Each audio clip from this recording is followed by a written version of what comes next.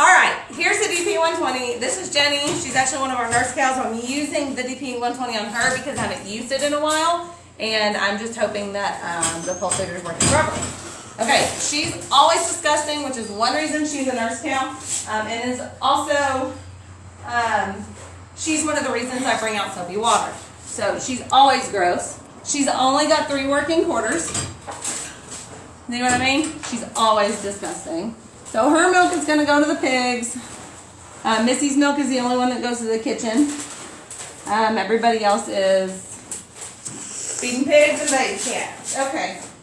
I still use these wipes. Like I said, there's bacteria fighting. Dawn just doesn't do it.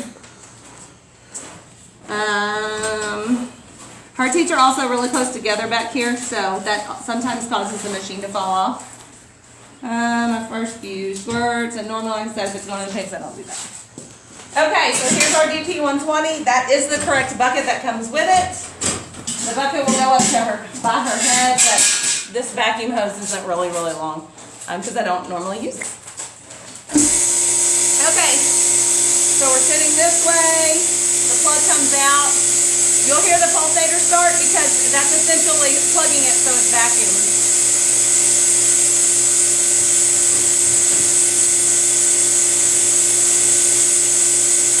Hopefully you will hear it. Oh, it's because I'm not locked. Hang on. This lid has to be locked in place. There it goes. There's the pulsator. Yeah, I haven't ever messed with it, and it's always been this fast, but the girls don't like it. So, okay, so I plug it and lock it while I'm putting it on. Jenny has that blind quarter, so I'm going to go ahead and plug that. 1, 2, 3. I flip that over so it's not hanging on the ground, and I'll unlock it. I love this bowl because you can see, but I hate this claw because you can't see where the milk is coming out from the inflation. In the new pulse, you can see how much milk is coming out from which quarter. So I can actually see, oh, it's up there. I can actually see which quarter is still milking and which quarters are done, which really helps whenever you have somebody with a light quarter. Jenny has a light front quarter. Well, it was light. I don't think it's really that light anymore. So if I see that that one's just at a dribble, I can go ahead and take it off and plug it. Plug the inflation. That way I don't have to worry about it. Is there anything that red bucket right there? Jenny's, the inflations don't stay on Jenny very well, and I'm not quite sure why. Her teeth sit perfectly in there. So this doesn't work with a cow that dances. But I'll put a bucket up under here, if anything, to hold the hoses up. And she's still milking just fine. When the flow gets a little lighter, I'll take it away, and I'll put some pressure down on the claw. And when you pull down, it kind of helps strip her teeth out. Don't don't stretch her like crazy, but just put a little weight on there. And I see some people like tie water bottles, like fill full water bottles to their clusters, and that's fine, whatever floats your boat. But yeah, some pressure pulling down on the claw will help strip her out. Also, when I use my real big bucket, I can kind of pull the machine up closer to her head, and so it puts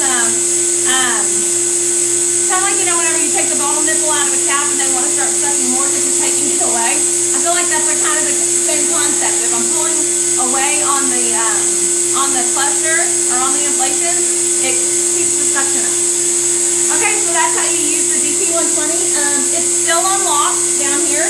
When I'm done, Jenny's being calves too, so I'm not going to completely milk her out. But whenever she's done, you don't have to break the suction at the teat. Now you can, if you have one that's plugged, you can just unplug that one inflation, and it'll break the suction, and you can pull it off. You can also break the suction by moving a teat over and allowing air to get in there, so that breaks the vacuum. On the DP120, if you take this plug down here, are you getting the plug, baby? What?